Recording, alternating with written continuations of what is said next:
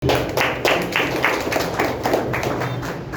ఈ company start చేసి సుమారుగా 3 ఏళ్ళు అవుతుంది. ఈ కంపెనీ స్టార్ట్ చేసిన తర్వాత కొన్ని లక్షల మంది ఈ కంపెనీ మీద బ్రతకాలన్న ఆలోచనతో ఈ ఎంప్లాయ్మెంట్ స్టార్ట్ చేశాం.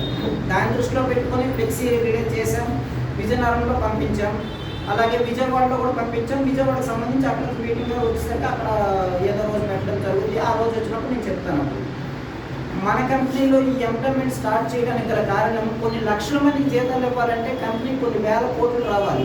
అంత స్థామత కానీ అంత స్థాయి కానీ మన కంపెనీకి కాదు. సో మీ డబ్బులు మీరే క్రియేట్ చేసుకునేలా ఒక ప్లాన్ క్రియేట్ చేయడం జరిగింది. మీరందరూ ఇక్కడ మనం కలిసాము అంటే ఇది ఒక ప్లాట్ఫామ్. కంపెనీ ఉంది, ఆఫీస్ ఉంది కాబట్టి ఇక్కడ కలిసాము. కంపెనీ ఆఫీస్ లేకపోతే మనం ఇక్కడ కలగలం.